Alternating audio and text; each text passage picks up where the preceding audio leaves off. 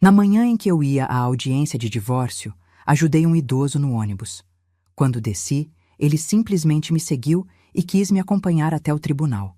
Ao chegar lá, minha nora o viu e ficou imediatamente pálida de medo. Acontece que aquele senhor era...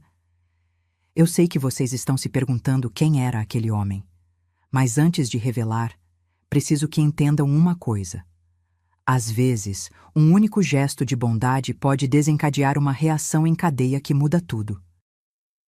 E naquela manhã chuvosa de março, quando estendi minha mão para ajudar um desconhecido, eu não fazia ideia de que estava prestes a descobrir segredos que destruiriam completamente a farsa que minha vida tinha se tornado.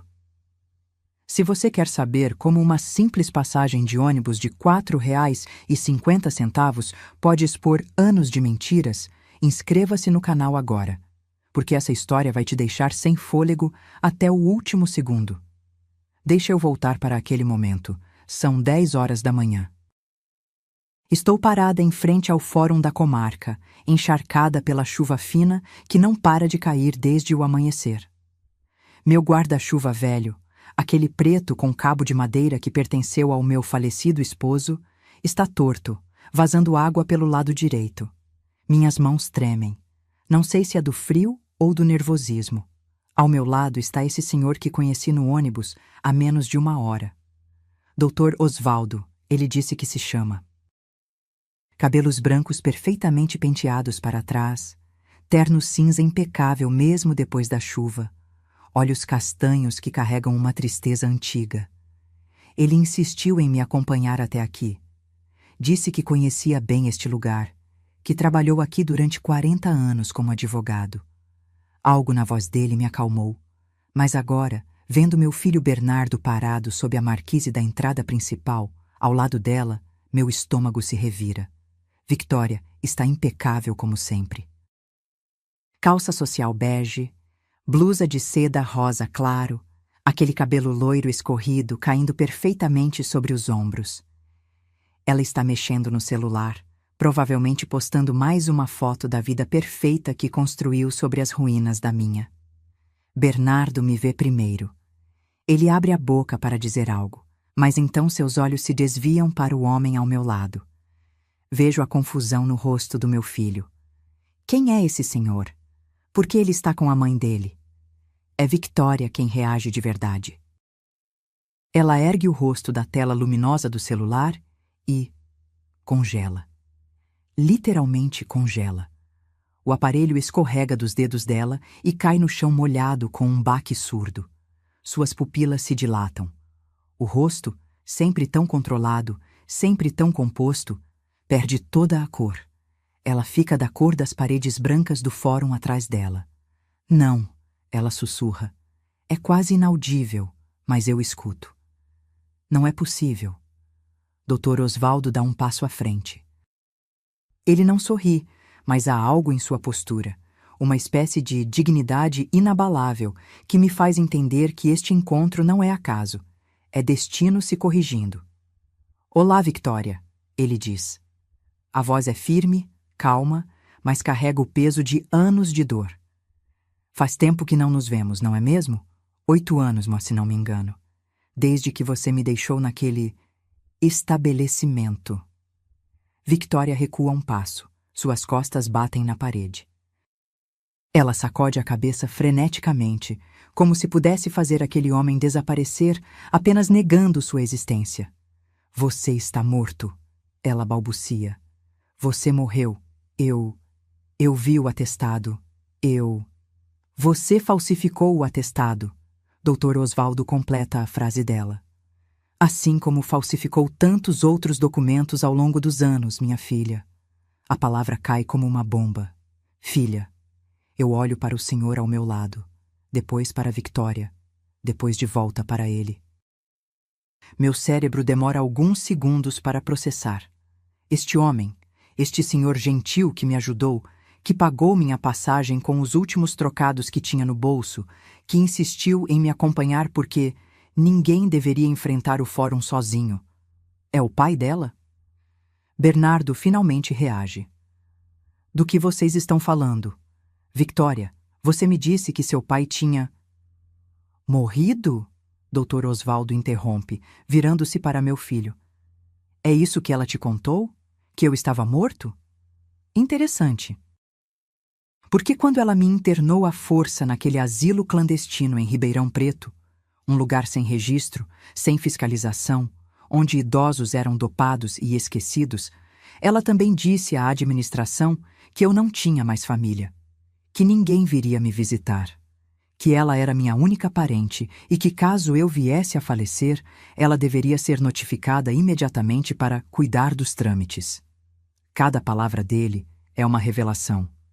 Cada frase desmonta anos de mentiras. Victoria tenta falar, mas apenas sons entrecortados saem de sua boca. Ela procura por Bernardo com os olhos, implorando silenciosamente por ajuda. Meu filho está paralisado, olhando entre a esposa e aquele homem como se estivesse assistindo a um filme de terror. Mas o que eu não entendo, continuo eu, encontrando minha voz pela primeira vez desde que chegamos, é como você sobreviveu. Como chegou até aqui? Dr. Osvaldo vira-se para mim, a gratidão genuína em seus olhos. Uma assistente social corajosa denunciou o lugar há 7 meses. Quando a polícia invadiu, encontrou 17 idosos em condições desumanas. Eu era um deles. Levou tempo para eu me recuperar, para reunir forças, para juntar as provas do que minha filha tinha feito, mas eu consegui. E hoje, ele faz uma pausa, olhando diretamente para Victoria. Hoje vim buscar justiça, não só para mim, mas para todos os outros que ela destruiu ao longo do caminho. Ele tira um envelope pardo do bolso interno do paletó. O papel está levemente úmido da chuva, mas os documentos dentro parecem intactos. E algo me diz, Dona Eleonora, ele vira-se para mim novamente, que você e eu temos muito o que conversar sobre minha filha. Naquele momento, com a chuva caindo ao nosso redor, com Victoria encurralada contra a parede e Bernardo em choque total, eu entendi que aquela audiência de divórcio familiar ia ser muito diferente do que qualquer um de nós tinha imaginado. Porque, às vezes, a verdade não aparece nas horas que você espera. Ela aparece quando você menos imagina, na forma de um senhor molhado pedindo ajuda num ônibus lotado. E o que aconteceu dentro daquela sala de audiência? Bem, isso você vai descobrir. Mas antes, preciso te contar como cheguei até ali, porque nenhuma história começa no meio. E a minha começou 3 anos antes, numa noite de domingo, quando meu filho tocou a campainha e disse: Mãe, tem alguém que eu quero que você conheça. Quer saber como tudo isso começou? Continue comigo. A história está só começando. 3 anos antes daquela manhã chuvosa no fórum, minha vida era diferente. Não perfeita. Nunca foi perfeita depois que perdi meu Augusto para um infarto fulminante, mas era minha. Eu tinha minha rotina, minha casa, minha independência. E tinha meu filho por perto, mesmo que ele estivesse reconstruindo a própria vida depois de perder Juliana num acidente de carro. Foi num domingo de abril. Lembro do cheiro de alecrim assando no forno junto com a carne. Eu tinha preparado costela com batatas, aquela receita que Bernardo adorava desde criança. Ele tinha ligado mais cedo dizendo que queria jantar comigo, que tinha uma novidade importante. A voz dele soava leve. Fazia tempo que eu não ouvia aquela leveza. Quando a campainha tocou às 7 da noite, sequei as mãos no avental e fui atender. Bernardo estava no portão sorrindo daquele jeito meio tímido dele. E ao lado, ela, Victoria Sampaio Cardoso. O nome eu só descobri depois, claro. Mas naquele primeiro momento, o que me impactou foi a aparência dela. Não vou mentir, ela era bonita. Cabelos loiros lisos até a metade das costas, tão perfeitos que pareciam saídos de um anúncio de shampoo. Pele bronzeada artificialmente. Unhas francesinhas impecáveis. Vestia uma calça jeans clara que devia custar mais que minha conta de luz e uma blusa branca de tecido fino, com um colar dourado delicado no pescoço. Ela me estendeu a mão com um sorriso que mostrava dentes brancos demais. Dona Eleonora, é uma honra finalmente conhecê-la. Bernardo fala tanto da senhora. A voz era suave, educada, mas havia algo nos olhos dela, castanhos claros, quase mel, que não combinava com o sorriso. Era como se ela estivesse me medindo, me avaliando, calculando o meu valor. Eu apertei a mão dela. Fria. Até nas noites quentes de abril, aquela mão era fria. Entrem, entrem, o jantar já está pronto, eu disse, tentando ignorar aquele aperto no estômago. Meu instinto estava me dizendo algo, mas eu não queria estragar a felicidade do meu filho. Durante o jantar, Victoria foi a personificação da nora perfeita. Elogiou a decoração da sala. As cortinas de linho creme, o sofá de couro marrom que Augusto e eu compramos há 20 anos. Os quadros com paisagens do interior. Admirou minha coleção de xícaras de porcelana azul cobalto que herdei da minha mãe, cada uma com um desenho diferente de flores. Que relíquia linda, Dona Eleonora! São antigas, não são? Devem ter muito valor. Ela passou os dedos delicadamente pela borda de uma delas, como se estivesse avaliando o peso, a qualidade.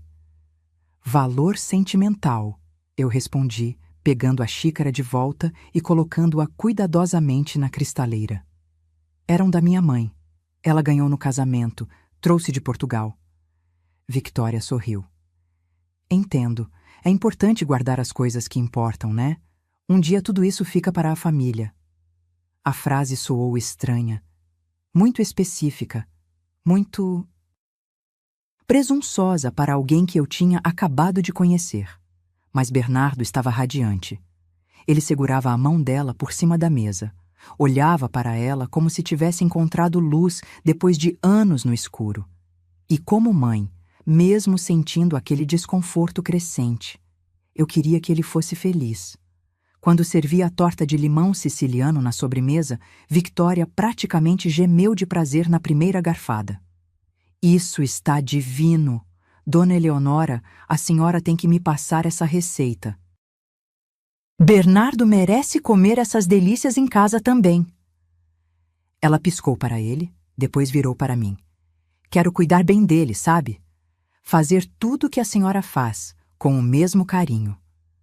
Parecia um elogio, mas soou como uma substituição. Depois do jantar, enquanto Bernardo foi ao banheiro, Victoria ficou comigo na cozinha. Ela ofereceu ajuda para lavar a louça. Recusei, dizendo que tinha máquina, mas ela insistiu em, pelo menos, secar. Foi quando ela começou a fazer perguntas. A casa é só da senhora, né? Bernardo comentou que o senhor Augusto deixou tudo no nome da senhora. Casual, como quem pergunta sobre o clima.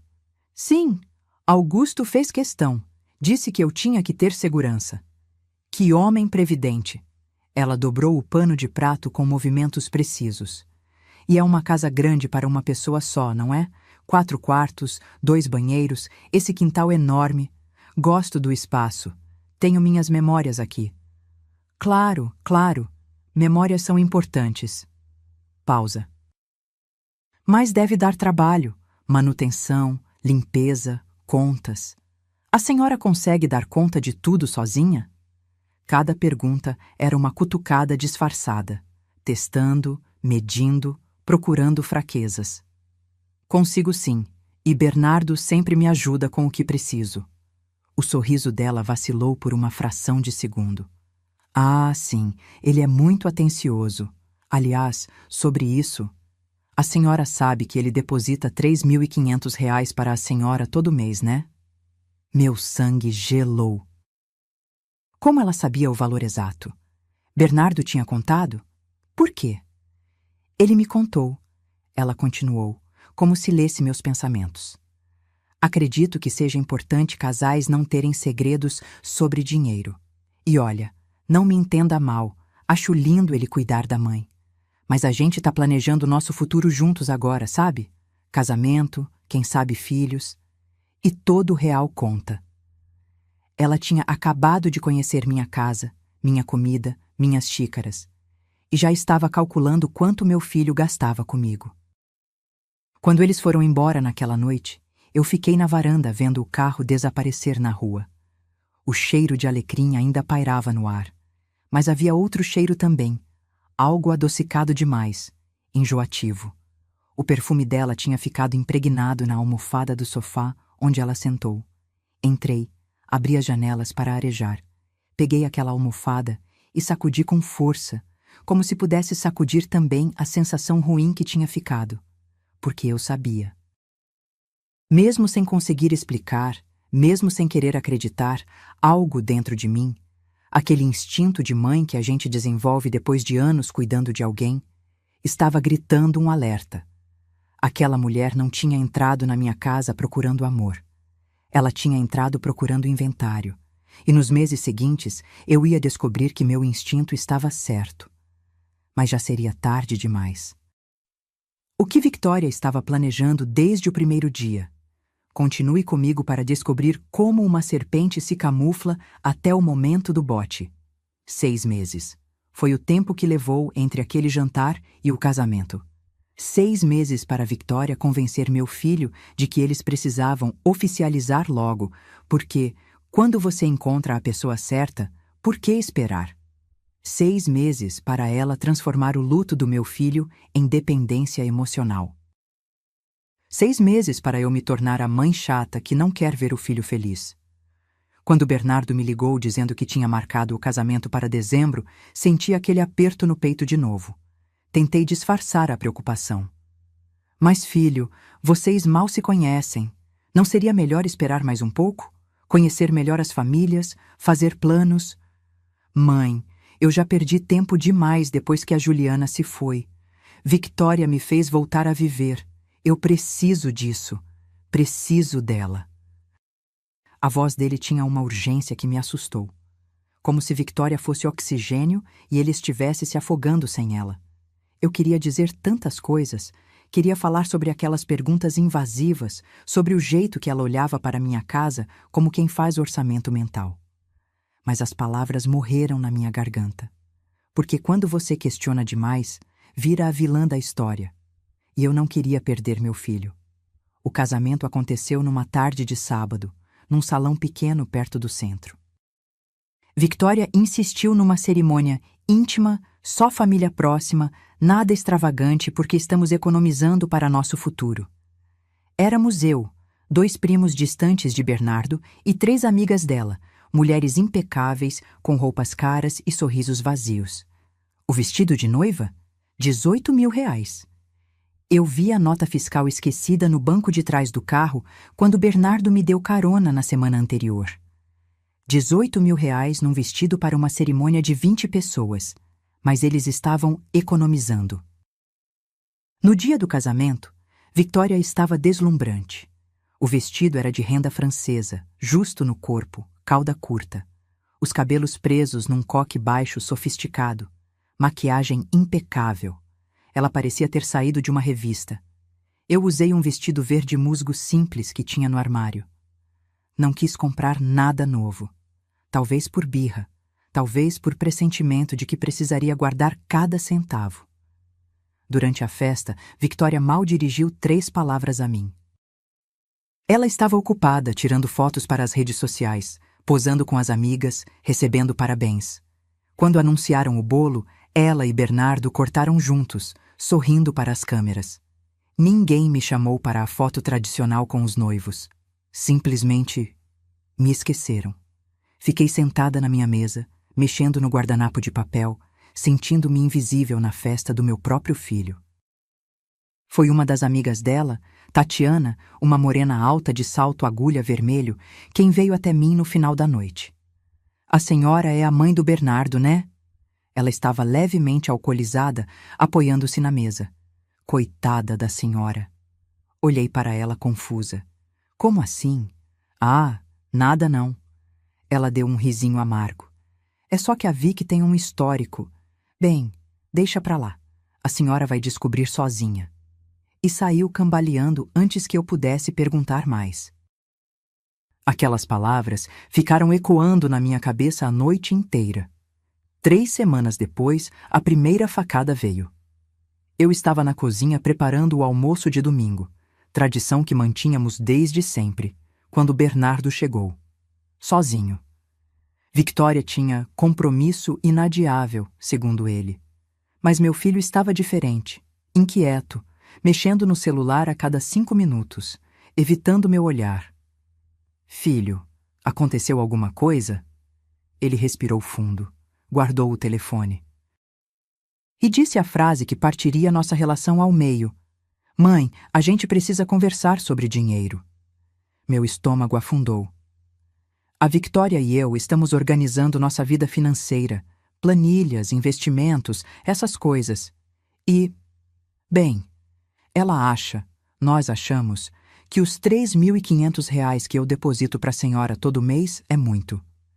Cada palavra era uma facada. Muito, repeti tentando processar. Bernardo, eu recebo R$ 1.200 de aposentadoria. Com esse dinheiro que você me ajuda, eu pago as contas, faço as compras, mantenho a casa. Você sabe disso. Eu sei, mãe. Mas Victoria levantou um ponto válido. A senhora tem uma casa paga, sem aluguel, tem aposentadoria, não tem filhos pequenos para sustentar. Por que precisa de tanto dinheiro? Tanto dinheiro? Minha voz saiu mais alta que eu pretendia. Bernardo, são R$ 3.500. Você ganha mais de 15 mil por mês no escritório. Exatamente. E agora eu tenho uma esposa. Temos contas juntas. Queremos comprar um apartamento maior, talvez ter filhos. A Vicky quer voltar a estudar, fazer pós-graduação. Tudo isso custa. Eu olhei para meu filho. Aquele homem de 43 anos que eu criei sozinha depois que Augusto morreu, que eu ajudei a se formar, que eu acolhi quando ele perdeu Juliana e não reconheci quem estava na minha frente. Então você veio aqui me dizer que sua esposa de 3 semanas é mais importante que sua mãe? Não é isso, mãe. É que a senhora já teve sua vida, construiu sua casa, criou seu filho. Agora é a minha vez de construir minha família. E para isso, eu preciso priorizar minha esposa. A senhora já teve sua vida. Aquelas palavras queimaram mais que qualquer tapa. Eu respirei fundo, tentando controlar as lágrimas que ameaçavam cair. Não ia dar a ela, porque eu sabia que cada palavra que ele dizia tinha o dedo de Victoria, a satisfação de me ver chorar. Tudo bem, filho. Você é adulto, faz suas escolhas. Mas deixa eu te falar uma coisa. Esse dinheiro sempre foi sobre cuidado, não sobre obrigação. Seu pai deixou essa tradição. Ele dizia que cuidar de quem cuidou da gente era questão de honra. Mas se sua esposa não entende isso... Eu fiz uma pausa. Talvez ela não entenda o que significa família de verdade. Bernardo ficou vermelho. Não fala assim da Victoria. Ela só tá pensando no nosso futuro. Ou no futuro dela. Soltei antes de conseguir me controlar. Ele levantou da cadeira bruscamente. Sabia que a senhora ia reagir assim. A Vicky disse que ia. Disse que a senhora sempre achou que ninguém era bom o suficiente para mim. E saiu. Deixou o prato cheio na mesa, a comida esfriando, e foi embora. Eu fiquei ali, sozinha na cozinha, ouvindo o som do portão batendo. Olhei para aquela mesa. As 2 cadeiras vazias, a travessa de arroz ainda fumegante, a jarra de suco de maracujá que ninguém tocou. E foi nesse momento que entendi. Victoria não estava apenas roubando o dinheiro do meu filho. Ela estava roubando meu filho de mim. E essa foi apenas a primeira facada. As próximas seriam ainda mais profundas. Continue comigo, porque o pior ainda estava por vir. 1 ano. Foi o tempo que levou para Victoria transformar meu filho num estranho completo. No começo, foram pequenas coisas. Bernardo cancelou nosso café da manhã de terça-feira, tradição que mantínhamos desde que ele saiu de casa. Desculpa, mãe, a Vicky marcou consulta no dentista e preciso levar ela. Depois foi o almoço de domingo. A gente vai viajar para a praia, aproveitar o feriadão. E depois foram as ligações. Oi, mãe. Não posso falar agora. Estou no meio de uma coisa. Cada vez que eu ligava, quem atendia era a Victoria. Alô, sogra. Bernardo tá no banho. Ele tá descansando. Teve um dia puxado. Tá assistindo o jogo. Melhor não atrapalhar. A voz dela sempre educada, sempre controlada. Mas com aquele subtexto, Ele não quer falar com você. Quando eu insistia, pedia para ele me ligar de volta, a ligação nunca vinha. E quando vinha, dias depois, Bernardo soava irritado. Mãe, para de ficar ligando tanto. Eu ligo quando posso. Eu que ligava tanto? Eu que ficava dias esperando uma ligação dele? Mas o veneno de verdade foi destilado nas reuniões familiares. Meu primo Heitor fez 70 anos em agosto. A família inteira se reuniu no sítio dele em Ibiúna, churrasqueira acesa, crianças correndo no gramado, música sertaneja no radinho. Eu estava conversando com minha prima Dalva sobre a horta dela quando Bernardo e Victória chegaram. Ela usava um vestido florido curtíssimo, salto alto fino que afundava na grama. Completamente inadequado para um sítio, mas perfeito para chamar atenção. Eleonora, ela me chamou em voz alta, atravessando o gramado com aquele sorriso colado. Sogra querida, quanto tempo! Me abraçou com aquele abraço teatral, perfume enjoativo invadindo minhas narinas. Depois se afastou e me olhou de cima a baixo. Nossa, a senhora emagreceu, não? Tá se alimentando direitinho? Pausa estratégica. É que sozinha, né? A gente acaba relaxando. Eu fico preocupada com a senhora naquela casa enorme, fazendo comida só para si mesma. Dalva franziu a testa, mas não disse nada. Durante o almoço, sentei na mesa grande com o resto da família. Victória sentou ao meu lado. Não por carinho, percebi depois, mas por estratégia. Toda vez que eu começava a contar uma história, ela me interrompia. Eu estava falando sobre quando Bernardo era pequeno e fugiu do quintal para seguir o caminhão de sorvete. E aí eu saí correndo descalça pela rua toda, gritando: Ah, sogra, deixa eu corrigir a senhora. Victória colocou a mão no meu braço, apertando levemente. O Bernardo me contou essa história outro dia. Ele não fugiu. A senhora que distraiu e não percebeu ele saindo. Ele podia ter sido atropelado. Foi a vizinha que pegou ele, não a senhora. Meu rosto queimou. Não, É que a memória da senhora às vezes embaralha umas coisas, né? Normal da idade. Ela sorriu para a mesa inteira. Acontece com minha avó também. Ela inventa cada história. Meu primo Heitor olhou para mim com pena. Pena. Como se eu fosse uma velha senil que não sabia mais distinguir realidade de fantasia. Eu não consegui comer mais nada.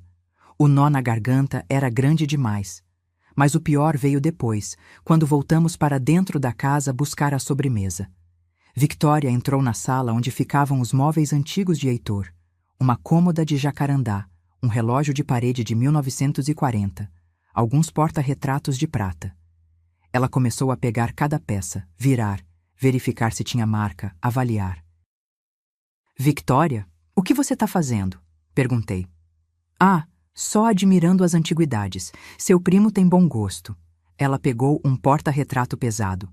Prata legítima. Deve valer uns R$ 2.000 pelo menos. Isso é pertence dele. Não fica pegando nas coisas dos outros. Ela deu risada. Relaxa, sogra. Tô só olhando.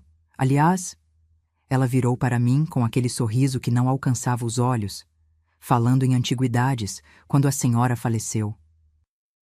Digo, quando a senhora falecer um dia, daqui a muitos anos, claro, essas xícaras azuis que a senhora tem vão ficar para quem? Pro Bernardo, né? Afinal, ele é filho único. Quando a senhora faleceu, o deslize foi proposital. Eu sei que foi. As xícaras vão para quem eu quiser deixar, respondi, segurando a raiva. Claro, claro, mas pensando bem, a senhora mora sozinha naquela casa grande. Já pensou se acontece alguma coisa? Uma queda, um mal súbito? Seria uma pena tudo aquilo ficar abandonado. IPTU, luz, água, tudo correndo sem ninguém usar. É tanto desperdício. Antes que eu pudesse responder, minha prima Dalva entrou na sala. Eleonora, deixei um pedaço de bolo de cenoura separado para você. Vem buscar antes que acabe. Saí dali tremendo, não de frio, de indignação. Mas o que aconteceu 3 semanas depois foi a gota final. Domingo de manhã, Bernardo apareceu na minha casa sem avisar, com Victória. E com um homem de terno que eu não conhecia. Mãe, esse é o Maurício. Ele é corretor de imóveis. Meu coração disparou. Corretor? Pra quê? Victoria se adiantou, entrando na sala como se fosse dona do lugar. Começou a andar pelos cômodos, abrindo portas, medindo espaços com os olhos. É que a gente teve uma ideia, sogra. A senhora vive reclamando que essa casa é grande, que dá trabalho limpar, que fica sozinha. Eu nunca reclamei disso. Não diretamente, ela continuou, ignorando minha interrupção. Mas a gente percebe. E olha, pensamos numa solução perfeita. A senhora vende essa casa. O Maurício avaliou em R$890 mil e compra um apartamento menor, mais moderno, com portaria 24 horas, mais segurança. Dá para achar algo muito bom por 350 mil. E sobram 540 mil que a senhora pode investir, render um dinheirinho extra todo mês. Cada palavra era um soco. Essa casa não está à venda? Bernardo deu um passo à frente. Mãe, pensa bem. A senhora tem quase 70 anos. Já pensou se cai, se machuca e fica sozinha aqui? Sem ninguém para ajudar? Eu tenho você, respondi, olhando diretamente para ele. Ou tinha. Ele desviou o olhar. Maurício, o corretor, abriu uma pasta. Dona Eleonora, já tenho alguns apartamentos que... Sai da minha casa. Minha voz saiu baixa, perigosa.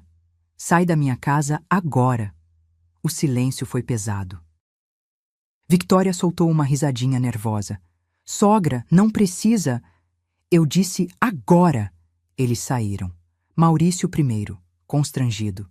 Victoria depois, revirando os olhos. E por último, Bernardo, que me olhou com decepção, como se eu fosse a culpada. Quando a porta fechou, minhas pernas fraquejaram. Sentei no chão, ali mesmo no corredor, abraçando meus joelhos. E chorei.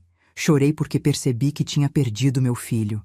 E pior, ele nem percebeu que foi perdido. Mas, se você acha que isso foi o fundo do poço, está enganado. O verdadeiro pesadelo estava apenas começando.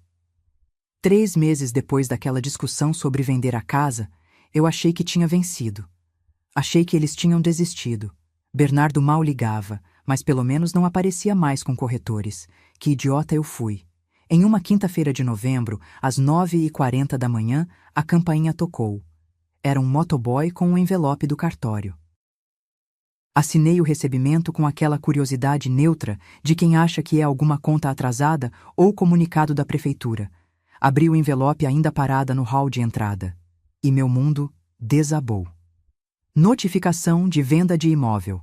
Processo número 4C728-2023. Minhas mãos começaram a tremer tanto que os papéis quase caíram no chão. Li uma vez. 2. 3. As palavras dançavam na minha frente, se recusando a fazer sentido.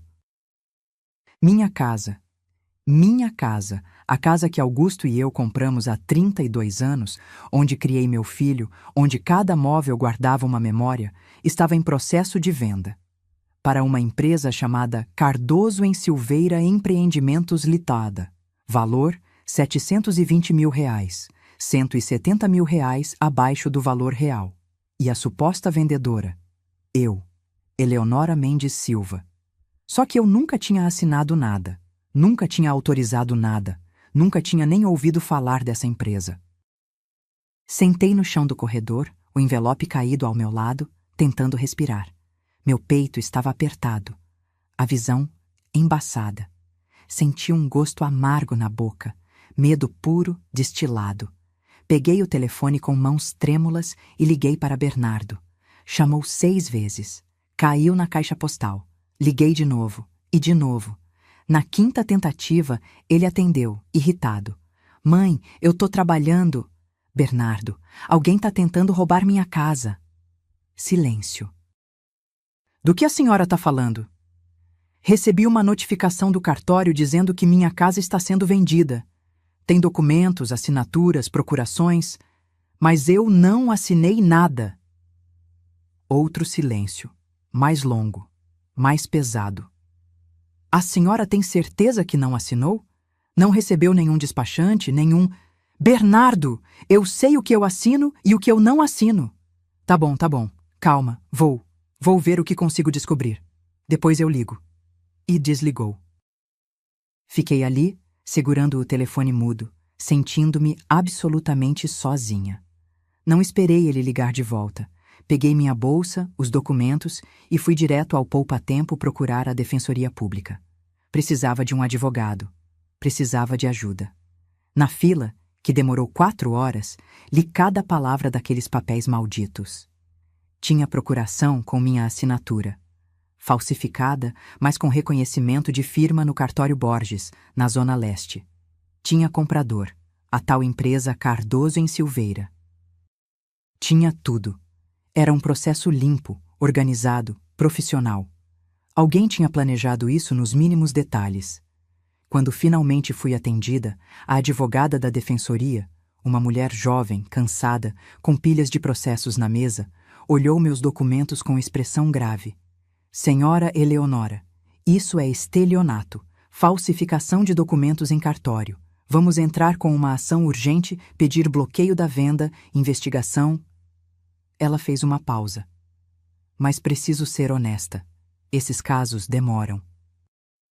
E enquanto isso, a senhora não pode vender, hipotecar ou fazer nada com o imóvel. Ele fica congelado. Mas é minha casa.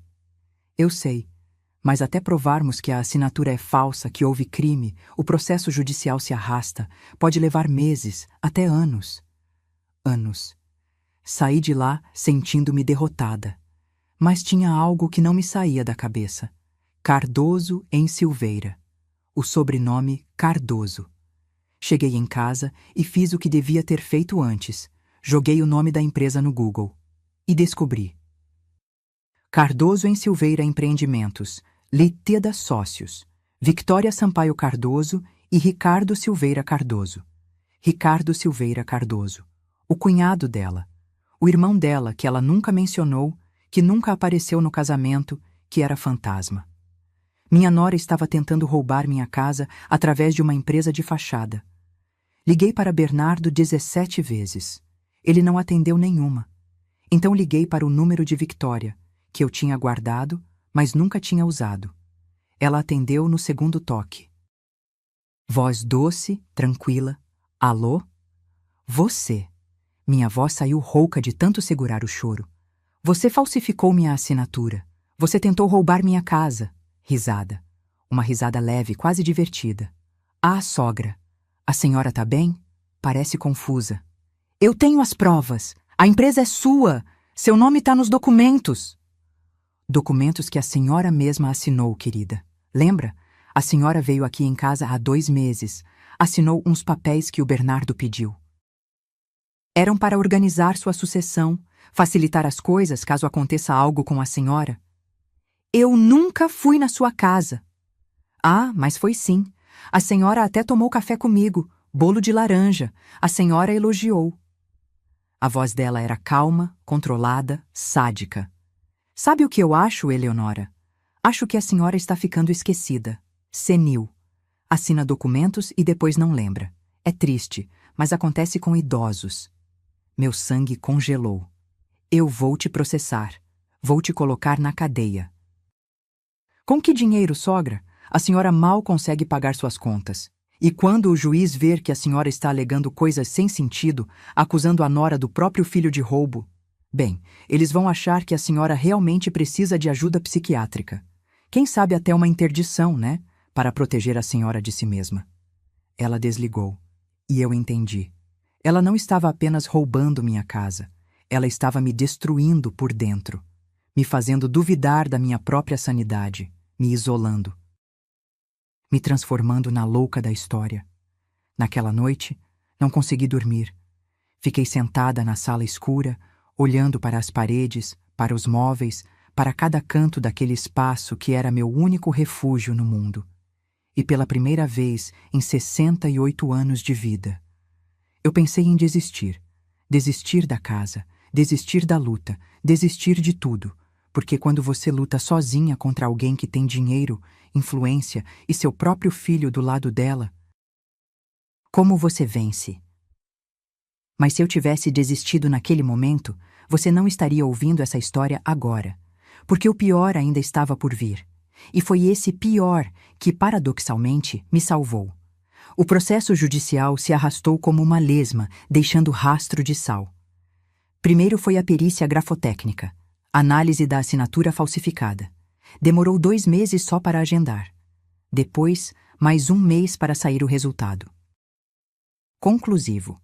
Possível adulteração, mas necessita de análise complementar. Ou seja, não disseram nada. Enquanto isso, minha casa estava bloqueada. Eu não podia vendê-la, não podia usá-la como garantia para nada. Era prisioneira do meu próprio patrimônio. E Victoria? Victoria atacou por outro ângulo. Em janeiro, 2 meses depois da notificação do cartório, recebi uma citação judicial que fez meu mundo desabar de vez. Ação de interdição. Requerente: Victoria Sampaio Cardoso. Requerida: Eleonora Mendes Silva. Motivo: incapacidade civil por demência senil progressiva. Ela estava tentando me declarar louca, incapaz de gerir minha própria vida. Li aquilo na sala de espera do fórum, esperando para falar com minha advogada da defensoria. As palavras se embaralharam na minha frente. Demência senil progressiva. Incapacidade de discernimento. Episódios de confusão mental e perda de memória. Ela tinha anexado laudos, de 3 psicólogos diferentes que eu nunca tinha consultado na vida. Doutora Mariana Costa Pinheiro, Dr. Roberto Alcântara, Doutora Simone Freitas Barros, nomes que eu não conhecia, pessoas que nunca tinham entrado na minha casa, nunca tinham conversado comigo. E todos os 3 diziam a mesma coisa. Paciente apresenta sinais claros de deterioração cognitiva. Recomenda-se interdição parcial para a proteção do próprio bem-estar. Eram falsos, todos falsos. Mas estavam lá, carimbados, assinados, com número de registro profissional. Alguém tinha pago por aqueles documentos. Alguém tinha comprado minha sanidade. O pior: no processo tinha uma lista de testemunhas a favor da interdição.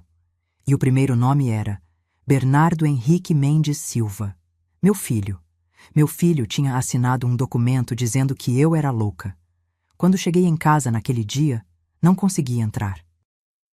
Fiquei parada no portão, segurando aqueles papéis malditos, sentindo meu corpo tremer dos pés à cabeça. Minhas pernas cederam. Sentei na calçada mesmo, ali na frente de casa, e deixei as lágrimas caírem. Uma vizinha, Dona Carminha, que morava 3 casas abaixo, passou e perguntou se eu estava bem. Não consegui responder. Apenas balancei a cabeça. Ela se afastou rapidamente, olhando para mim com aquela expressão que eu estava começando a reconhecer. Pena misturada com desconforto. Pena da velha maluca que estava surtando na calçada. Porque Victoria tinha feito o seu trabalho direito. Ela tinha espalhado boatos. No grupo da igreja, alguém comentou que eu estava com probleminhas.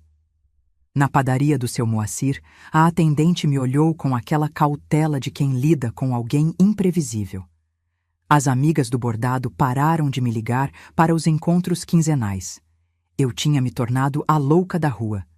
E o isolamento dói mais que qualquer processo judicial. Comecei a perder peso. Não porque estava de dieta, mas porque não conseguia comer. A comida não descia. Ficava presa na garganta junto com todo o desespero que eu não conseguia expressar. 12 quilos em 2 meses. Minhas roupas ficaram largas, as calças caíam da cintura. Tive que fazer furos novos no cinto. 1, 2, 3 furos. Meu rosto ficou cavado, olheiras profundas, cabelos embranquecendo mais rápido, caindo aos tufos no banho. As noites eram o pior. Eu deitava às 10, mas o sono não vinha. Ficava olhando para o teto, para as sombras que a luz do poste da rua projetava através da cortina. Meu cérebro não desligava. Passava e repassava cada conversa, cada documento, cada olhar de decepção do Bernardo. Onde eu tinha errado? Como tinha deixado aquela mulher destruir tudo? Por que meu filho tinha me abandonado? Às 3 da manhã, Eu levantava, andava pela casa escura, sentava na cadeira da cozinha. Olhava para a geladeira que antes vivia cheia e agora tinha apenas algumas frutas murchas e um pote de manteiga. Algumas noites eu pegava aquelas xícaras de porcelana azul cobalto que minha mãe me deixou. Passava os dedos pelas bordas delicadas, sentindo o peso delas, as flores pintadas à mão. Cada uma tinha uma história. A de hortênsias brancas era a favorita dela. A de lírios amarelos foi presente de aniversário do meu pai. E eu pensava, Victoria quer isso aqui também. Ela quer até minhas memórias. Em março, Bernardo finalmente apareceu. Sem avisar, sem ligar antes. Apenas tocou a campainha numa tarde de terça-feira. Eu estava no quintal tentando arrancar algumas ervas daninhas. Algo para manter as mãos ocupadas, a mente distraída. Abri o portão e ele estava lá. Mais magro também. Olheiras. Barba por fazer. Oi, mãe. Oi. Ficamos ali, parados, com um abismo de silêncio entre nós. Eu vim porque a Victoria pediu para eu conversar com a senhora. Sobre a interdição. Cada palavra era uma facada. Ela não é má, mãe. Ela só quer proteger a senhora. Esses episódios de confusão, essas acusações sem fundamento. Episódios de confusão? Minha voz saiu baixa, perigosa. Bernardo, olha para mim. Olha para mim. Eu pareço louca? Eu pareço confusa? Ele desviou o olhar. A senhora emagreceu muito. Não está cuidando da casa direito. As plantas do quintal estão morrendo. Sua aparência... Minha aparência? Eu ri. Uma risada amarga, sem humor. Filho, eu emagreci porque não consigo comer enquanto a mulher que você casou tenta me roubar. As plantas estão morrendo porque eu passo as noites em claro me defendendo de acusações falsas. E você? Você assinou um papel me chamando de louca. Não foi assim. Eu só confirmei que a senhora anda diferente. Diferente como? Hein? Diferente porque não aceitei entregar minha casa de bandeja? Diferente porque ouso questionar sua esposa perfeita? Bernardo engoliu seco.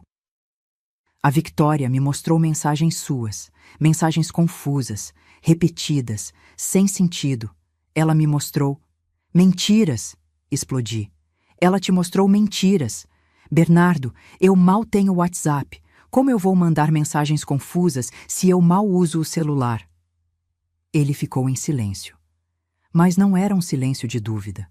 Era um silêncio de quem já escolheu seu lado e não quer ser incomodado com a verdade. Eu vim aqui pedir para a senhora aceitar ajuda. Aceitar que precisa de acompanhamento. Facilitar as coisas. Se a senhora lutar contra isso, vai ficar pior. Pior? Pior! Minha voz rachava. Bernardo, ela está tentando me declarar incapaz, me tirar tudo, minha casa, minha dignidade, minha sanidade. E você tá do lado dela.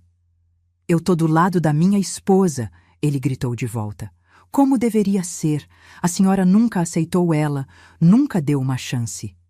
Eu dei todas as chances, recebi ela na minha casa, fiz comida, tentei me aproximar, e ela só queria saber quanto valia cada coisa aqui dentro.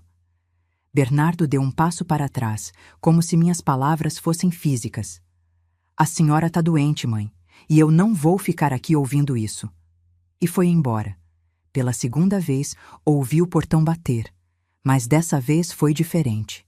Porque dessa vez eu entendi que tinha perdido meu filho de verdade e que estava completamente sozinha nessa guerra. Eu estava no fundo do poço. Sem forças, sem esperanças, sem aliados. Mas foi justamente nesse momento de escuridão total que uma luz inesperada apareceu. Continue comigo.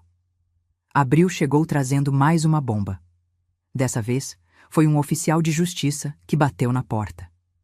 Homem sério, meio-dia, calor insuportável. Ele me entregou uma notificação e pediu para assinar o recebimento. Fiz isso no automático, como um robô programado para aceitar pancadas. Fechei a porta. Abri o envelope com dedos que já nem tremiam mais. Eu tinha passado do ponto do medo, estava na zona do entorpecimento. Ação de separação legal de convivência familiar. Processo 8834-2024. Requerentes: Bernardo Henrique Mendes Silva e Victória Sampaio Cardoso. Requerida: Eleonora Mendes Silva. Li 3 vezes, até conseguir processar o significado daquelas palavras. Meu filho estava me processando. Não para interdição, aquilo ainda estava correndo em paralelo. Isso era diferente, pior. Ele estava pedindo uma ordem judicial para me proibir de perturbá-lo, contatá-lo ou comparecer em sua residência sem autorização prévia. Era um divórcio. Um divórcio de mãe e filho, formalizado na justiça.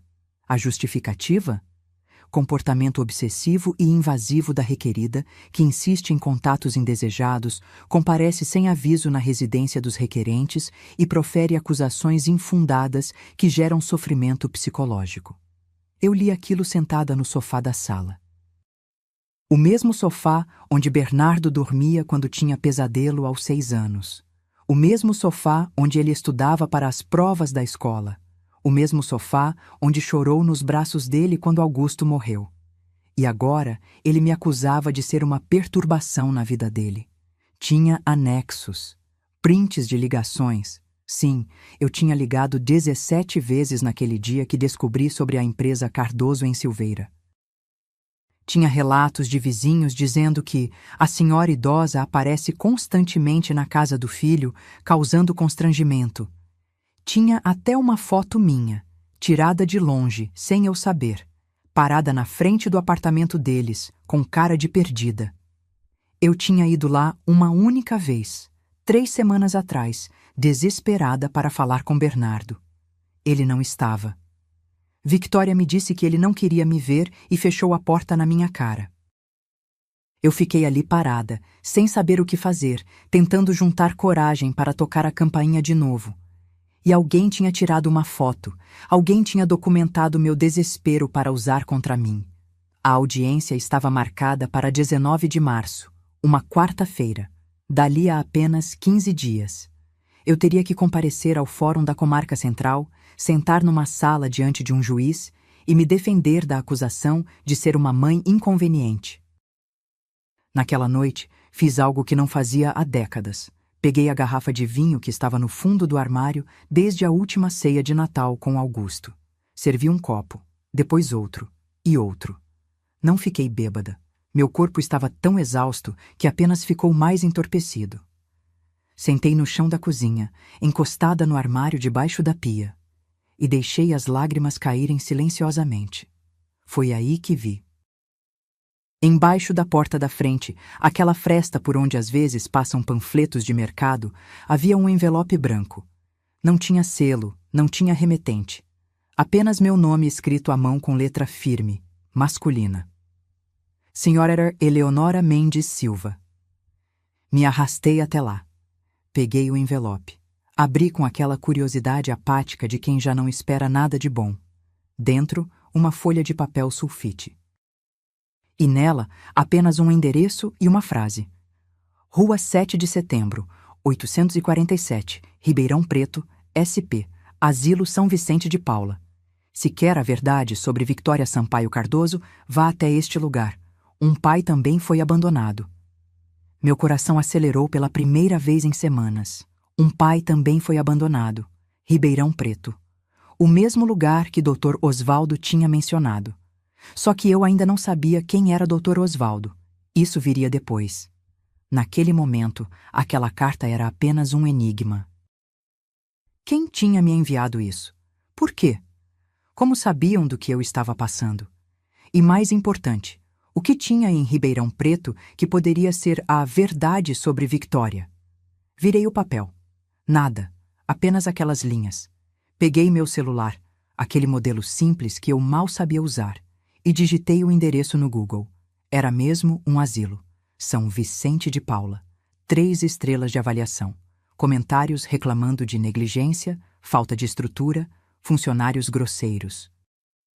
Por que alguém me mandaria para um asilo em Ribeirão Preto? Fiquei acordada a noite toda com aquele papel nas mãos. Algo me dizia que era importante, que ali estava uma peça do quebra-cabeça, mas eu estava tão cansada, tão destruída, que não conseguia pensar direito. Na manhã seguinte, liguei para a defensoria.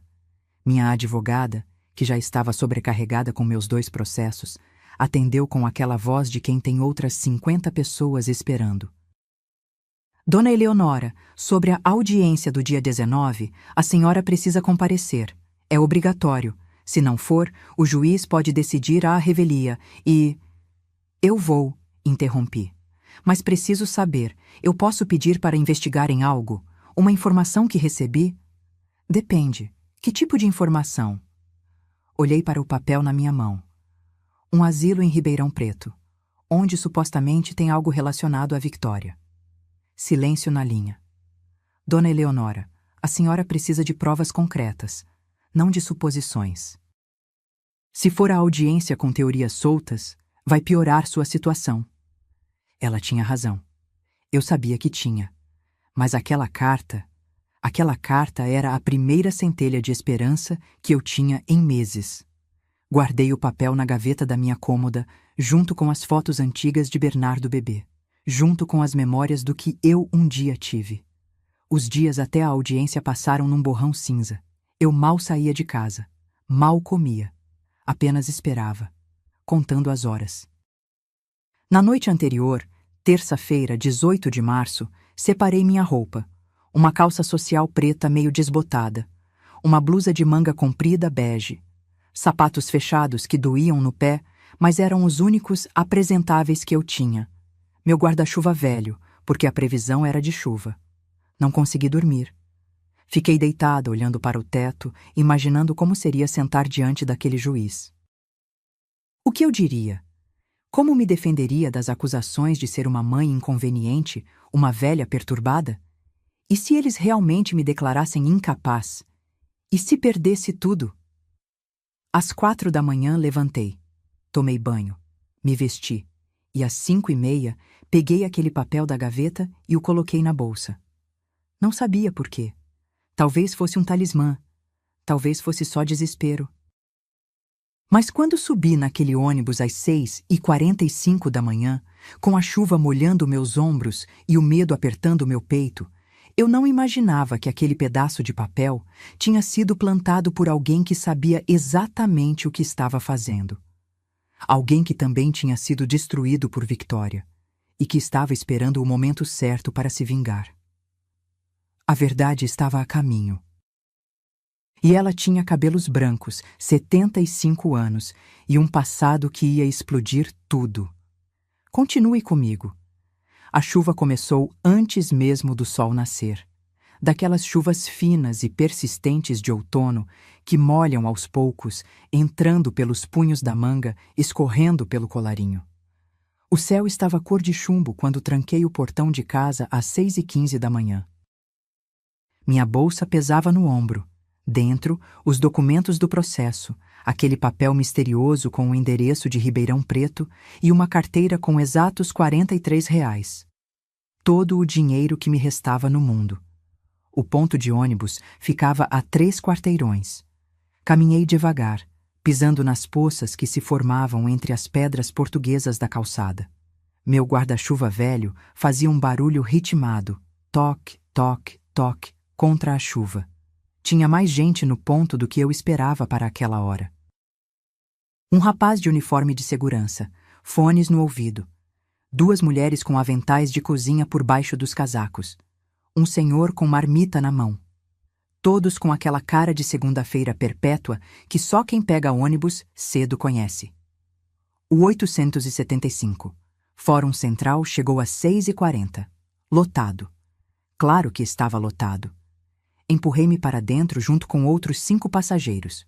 O motorista, um homem gordo com bigode grisalho, resmungou algo sobre esperar o próximo.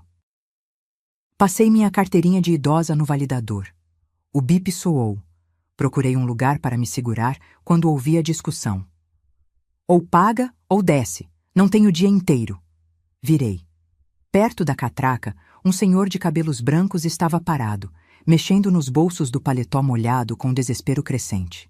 Ele era alto, magro, Devia ter uns 70 e poucos anos. Terno cinza bem cortado, mas encharcado. Gravata azul marinho torta. Óculos com lentes embaçadas pela chuva. Eu tinha certeza que tinha trocado. Ele murmurava, virando os bolsos do avesso. Caíram algumas moedas no chão, 5, 10 centavos. Ele se abaixou para pegar, quase perdendo o equilíbrio. Peraí, deixa eu procurar. Já procurou? Desce, tá atrasando todo mundo. As pessoas atrás começaram a resmungar. Vai logo, velho. Tá fazendo todo mundo perder tempo. Não pensei, apenas me aproximei. Quanto falta? Perguntei ao motorista. 4,50. Mas não é problema seu, senhora. Tudo bem, eu pago. Tirei R$ 5 da carteira, os últimos R$ 5 soltos que eu tinha. Coloquei na bandeja. O motorista me olhou com surpresa, depois deu de ombros e aceitou o dinheiro. Catraca liberada. O senhor virou-se para mim. Seus olhos, castanhos, fundos, carregados de cansaço, brilharam com algo que parecia ser muito mais que gratidão. A senhora não precisava? Já está feito. Vai, entra, o motorista está apressado. Ele passou pela catraca. Ficamos ali, de pé, segurando-nos nas barras de ferro enquanto o ônibus sacudia pelas ruas esburacadas. Sou Osvaldo, ele disse depois de um tempo. Dr. Osvaldo Cardoso, advogado. Bem, era. Aposentado agora. Eleonora. Apertamos as mãos. A dele era quente, firme, mão de quem trabalhou a vida inteira com papéis e canetas. Obrigado mesmo. Eu saí sem conferir a carteira direito. Tava com a cabeça noutro lugar. Olhei para ele melhor. O terno era bom, mas velho. Os sapatos, engraxados, mas gastos nas pontas. E havia algo em seu rosto, uma tristeza profunda, do tipo que se instala e não sai mais. Acontece com todo mundo, respondi. O ônibus parou. Subiram mais pessoas. Ficamos espremidos contra a janela. Ele cheirava a sabonete de erva doce e naftalina. Cheiro de roupa guardada há muito tempo. Para onde a senhora vai tão cedo? Ele perguntou depois de alguns minutos em silêncio. Hesitei. Não sei porquê, mas algo naquele homem me fez confiar. Fórum da Comarca Central. Tenho uma audiência às 10. Ele levantou as sobrancelhas. Que coincidência. Eu também. Sério? Sim, trabalhei lá durante 40 anos. Conheço cada corredor, cada sala. Ele sorriu com tristeza. Nunca pensei que um dia voltaria lá como réu, não. Como parte interessada num processo próprio. Algo na voz dele ressoou com minha própria dor. Processo de família? Arrisquei. Ele me olhou com surpresa. Como a senhora... Reconheço a cara. É a mesma que eu tô carregando. Ficamos em silêncio de novo. Mas era um silêncio confortável. De duas pessoas que entendem o peso uma da outra sem precisar explicar. O ônibus seguiu pela Avenida Paulista. A chuva tinha diminuído, mas não parado. As pessoas começaram a descer nos pontos do centro comercial. Ficamos com mais espaço. Posso perguntar uma coisa meio invasiva? Eu disse. Pode. O senhor tem família? Filhos? A expressão dele mudou. Ficou dura, distante. Tenho uma filha. Ou tinha. Não sei mais qual verbo usar. Conhecia bem aquele sentimento. Ela... Os senhores se afastaram? Ela me internou num asilo clandestino há 8 anos. Falsificou minha certidão de óbito, roubou minha herança e sumiu. Cada palavra saiu carregada de uma dor antiga. Consegui sair de lá há 7 meses e agora estou processando ela, por abandono de incapaz, estelionato, falsificação de documentos. Meu coração acelerou. Que tipo de pessoa faz isso? Perguntei, já sentindo a resposta. Uma golpista. Ela tem um padrão. Casa com homens mais velhos, com patrimônio, rouba tudo, desaparece, recomeça com outro nome em outro lugar. Ele respirou fundo. Passei os últimos meses juntando provas. Descobri que ela se casou de novo. Arrumou mais uma vítima. Eu mal conseguia respirar. Como sua filha se chama? Ele virou-se completamente para mim.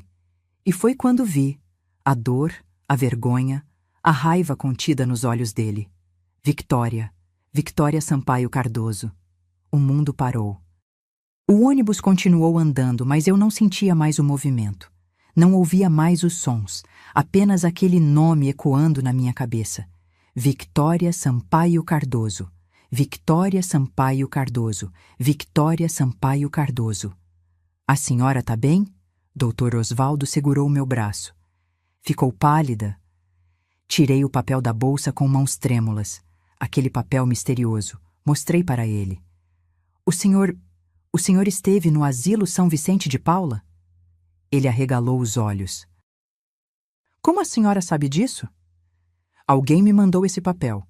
Ontem à noite, embaixo da minha porta. Mas por quê? A senhora conhece minha filha? Engoli seco. Ela é minha nora. E naquele momento, com o ônibus parando no ponto final em frente ao fórum, com a chuva voltando a cair forte lá fora, 2 desconhecidos olharam um para o outro e entenderam. Estávamos lutando contra a mesma serpente, e o destino tinha acabado de nos colocar no mesmo ônibus. O que aconteceu quando entramos juntos naquele fórum? Continue comigo. A verdade estava prestes a explodir. Descemos do ônibus sob a chuva que agora caía com força. Dr. Osvaldo abriu um guarda-chuva preto que tirou da pasta de couro gasta que carregava. Ofereceu cobertura para mim também. Caminhamos juntos até a entrada do fórum, um prédio cinza e imponente, com colunas na fachada e aquele cheiro característico de papel velho e ansiedade que todos os tribunais têm. Ele estava me explicando em voz baixa sua estratégia legal, os documentos que tinha reunido, as provas contra a Victoria, fotos do asilo onde foi mantido preso, cópias dos documentos falsificados, registros bancários mostrando transferências suspeitas. Consegui rastrear 3 casamentos anteriores dela, ele dizia enquanto subíamos os degraus molhados. Sempre o mesmo padrão: homem viúvo ou divorciado, patrimônio significativo, vulnerável emocionalmente. Ela entra, casa rápido, começa a isolar a vítima da família. Em menos de 2 anos, ela já transferiu tudo e desaparece. Cada palavra era uma descrição exata do que estava acontecendo comigo, ou melhor, com meu filho. Por que ela não desapareceu ainda? Perguntei. Se o padrão é esse... Porque dessa vez ela mirou alto demais. Seu filho tem patrimônio, mas a maior parte está em bens que não podem ser liquidados rápido. Ela precisa de tempo e provavelmente... Ele fez uma pausa. Ela deve estar atrás da sua casa também. Senti um aperto no peito. Está. Ela tentou me fazer vender. Quando não conseguiu, falsificou documentos para roubar. Dr. Osvaldo parou de andar. Virou-se completamente para mim, os olhos arregalados. Ela falsificou a venda da sua casa? Tentou. O processo está correndo. Meu Deus! Ele tirou os óculos, limpou as lentes na gravata. É o mesmo modus operandi que ela usou comigo. Procuração falsa, reconhecimento de firma comprado em cartório corrupto. Cartório Borges? Arrisquei. Ele ficou pálido. Como a senhora sabe? Foi onde reconheceram minha assinatura falsa. Ficamos ali parados na entrada do fórum, 2 estranhos que há 1 hora atrás não se conheciam, agora unidos por uma rede de mentiras e crimes da mesma pessoa. Vamos entrar juntos, ele disse com firmeza. Sua audiência é que horas? 10 da manhã, sala 4, segunda vara de família. A minha é 12:00, mesma vara. Ele sorriu, um sorriso sem alegria. Que conveniente, Vitória vai ter que me encarar hoje. Passamos pelas portas giratórias. O hall de entrada estava cheio. Advogados de terno conversando em grupinhos, pessoas nervosas sentadas nos bancos encostados na parede, funcionários com pilhas de processos nos braços. E foi aí que eu vi. Bernardo estava parado perto dos elevadores, mexendo no celular. Usava calça jeans escura e camisa social branca. A mesma camisa que eu tinha passado para ele tantas vezes quando morava comigo. Ao lado dele, Victoria. Ela estava impecável como sempre. Vestido tubinho preto até o joelho, sapato escarpin bege, aquele cabelo loiro escorrido perfeitamente escovado, bolsa de couro cara pendurada no ombro, maquiagem discreta mas calculada para parecer natural. A personificação da esposa, preocupada e responsável. Ela viu a gente primeiro.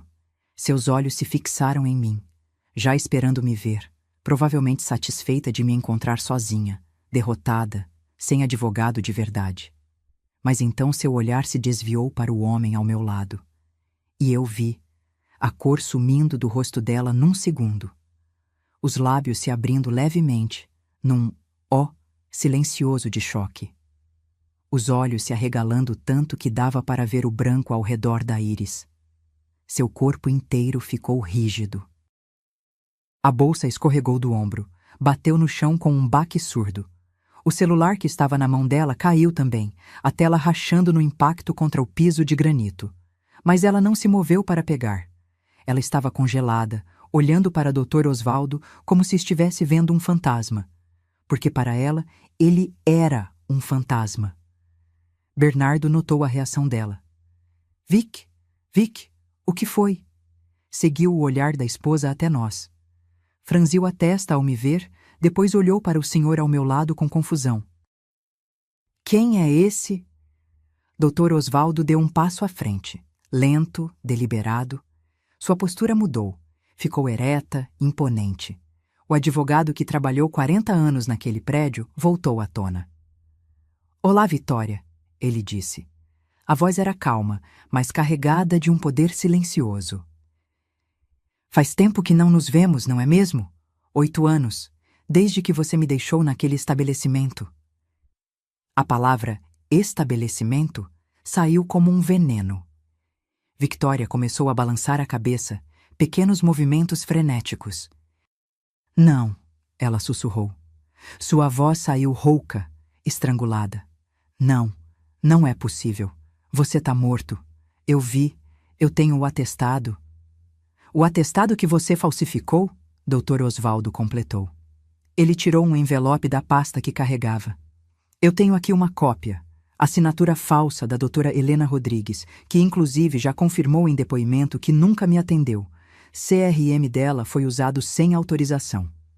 Bernardo olhava entre a esposa e aquele homem, completamente perdido. Vic, do que ele está falando? Que atestado? Quem é esse cara? Dr. Osvaldo virou-se para meu filho. E quando falou, cada palavra foi uma bomba. Sou Osvaldo Cardoso, pai dela, e estou aqui para processar minha filha por abandono de incapaz, estelionato, falsificação ideológica de documentos e apropriação indébita. Ele fez uma pausa. E, pelo visto, a senhora sua mãe também é vítima dos mesmos crimes. O silêncio que caiu foi ensurdecedor. Bernardo ficou branco. Pai, mas... Vic, você disse que seu pai tinha morrido quando você tinha 20 anos. Infarto. Ele mentiu. Victoria explodiu de repente, recuperando a voz. Ele é um golpista. Tá se passando por meu pai para extorquir dinheiro. Eu não sei quem é esse homem. Não? Dr. Osvaldo ergueu a voz. Várias pessoas no hall pararam para olhar. Não sabe quem sou? Então explica isso aqui. Ele tirou mais papéis do envelope. Fotos. Passou para Bernardo. Eram fotos antigas. Uma família na praia. Um homem mais jovem, mais reconhecível como Dr. Osvaldo, uma mulher morena e uma menina loira de uns 8 anos. Essa foto foi tirada em Caraguatatuba, 1998. Você tinha 8 anos, Victoria. Lembra? Você caiu da bike e chorou a tarde inteira. Victoria recuou até bater nas costas na parede. Suas mãos estavam tremendo. Isso não prova nada. Ah, não? Ele mostrou outra foto. Sua certidão de nascimento. Registro civil. Victoria Sampaio Cardoso, nascida em 3 de maio de 1991. Filha de Osvaldo Cardoso e Marina Sampaio Cardoso, falecida. Bernardo olhava os papéis, passando de um para outro, a realidade começando a perfurar a bolha de mentiras que Victoria tinha construído ao redor dele. Vic, Sua voz saiu fina. Vicky, é verdade? Esse homem é seu pai? Ela não respondeu. Apenas olhava para Dr. Osvaldo com um ódio tão puro, tão intenso, que eu senti um calafrio. E foi nesse momento que eu entendi. Nós não estávamos apenas lutando contra uma golpista. Estávamos lutando contra alguém que tinha aperfeiçoado a arte de destruir famílias e que não ia desistir sem luta. A máscara tinha caído, mas o confronto estava apenas começando. Continue comigo para ver como tudo se desenrolou naquela sala de audiência. Victoria tentou fugir. Ali mesmo, no hall do fórum, com dezenas de pessoas olhando. Ela deu meia volta e começou a correr em direção à saída, tropeçando nos próprios saltos altos. Dr. Osvaldo não se moveu. Apenas ergueu a mão e fez um gesto discreto. 2 homens de terno cinza que estavam parados perto da entrada e que eu nem tinha notado, se moveram rapidamente. Bloquearam a saída. Um deles mostrou um distintivo. Polícia Civil. A senhora precisa ficar, por favor. Temos algumas perguntas. Victoria parou no meio do caminho. Girou nos calcanhares, olhando ao redor como um animal encurralado. Seu peito subia e descia rapidamente. O verniz de mulher controlada tinha rachado completamente. Isso é armação, ela gritou, apontando para Dr. Osvaldo. Vocês estão todos juntos? É conspiração! Bernardo, faz alguma coisa! Mas Bernardo não se mexeu. Ele estava parado no mesmo lugar, segurando aquelas fotos, olhando para elas como se estivesse vendo sua vida inteira desmoronar quadro por quadro. Um segurança do fórum se aproximou. Vamos resolver isso com calma. A audiência da senhora é que horas? 10 horas, respondi, encontrando minha voz. Sala 4. Então vamos lá. Todos os envolvidos, por favor. Subimos em silêncio. Eu, Dr. Osvaldo, Bernardo cambaleando atrás de nós, Victoria entre os 2 policiais e minha advogada da defensoria que tinha acabado de chegar correndo, completamente perdida sobre o que estava acontecendo. A sala de audiências era pequena, abafada.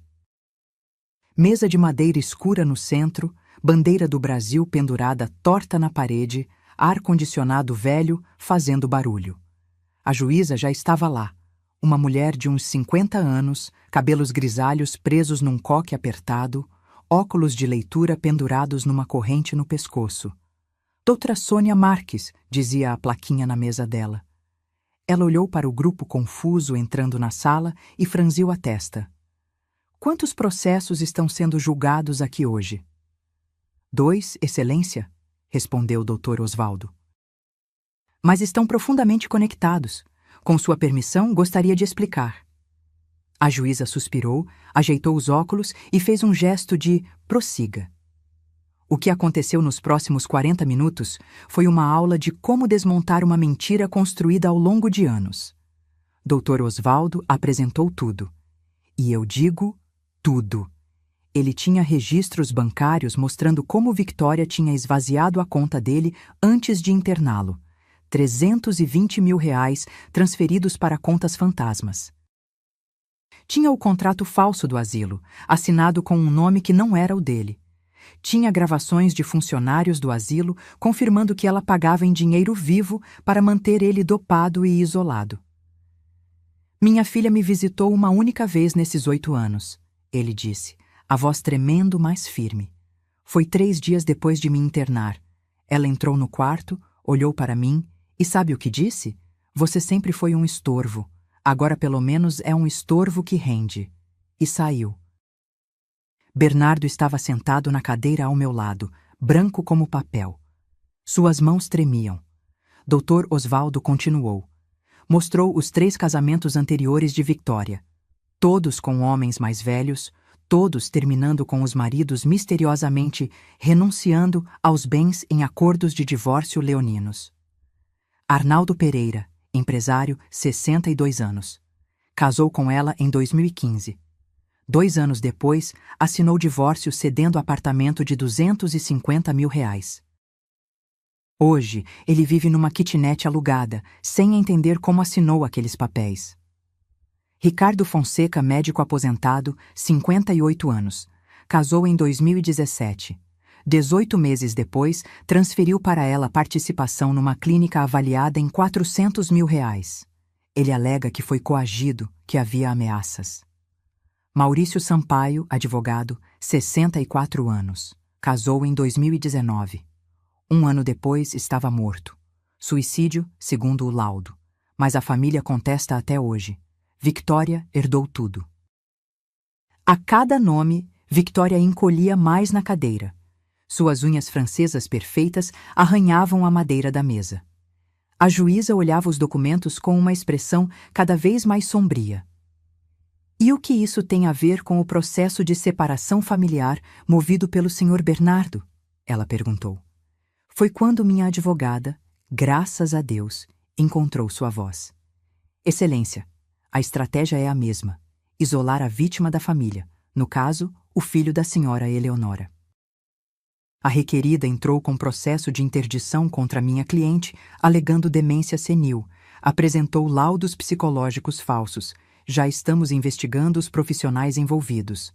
Simultaneamente, tentou forçar a venda do imóvel da senhora Eleonora através de falsificação de documentos. O objetivo é claro: remover qualquer apoio familiar que o Sr. Bernardo tenha, facilitar o controle financeiro e emocional dele. Bernardo se levantou da cadeira bruscamente. Eu não sabia, eu juro que não sabia de nada disso. Victória me disse. Ela me mostrou mensagens, laudos, me convenceu de que minha mãe estava doente. Mensagens fabricadas, Dr. Osvaldo interrompeu. É outro padrão dela. Ela é exímia em manipular conversas digitais, criar capturas de tela falsas. Fez o mesmo comigo anos atrás, convenceu alguns parentes distantes de que eu estava senil.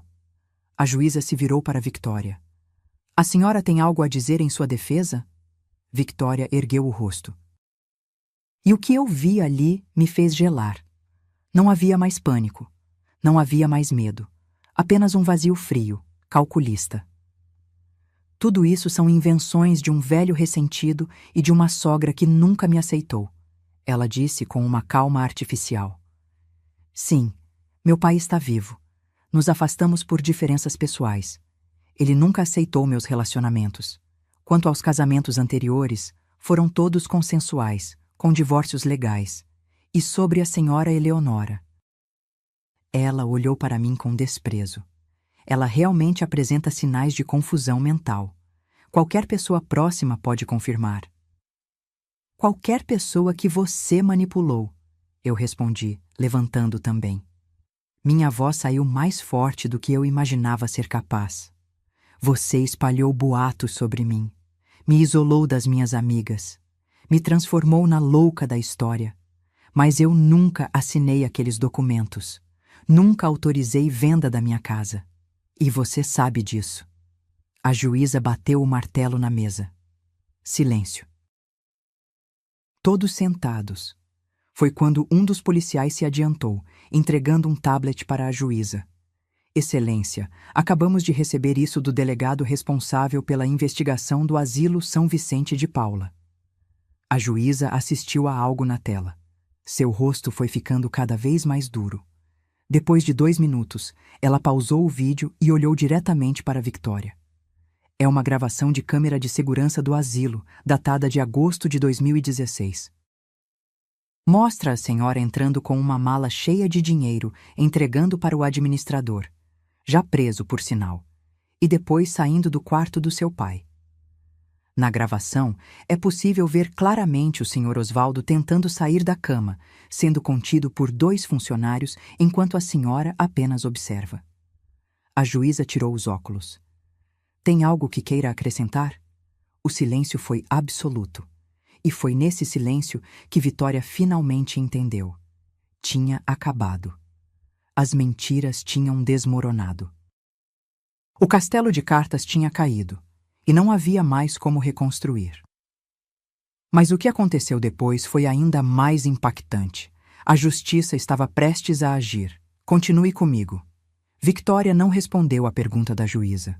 Ela apenas olhava para o tablet, para aquela imagem congelada na tela que a mostrava num corredor de asilo, segurando uma mala, com aquela expressão fria que eu tinha visto tantas vezes, mas que nunca tinha entendido completamente até agora.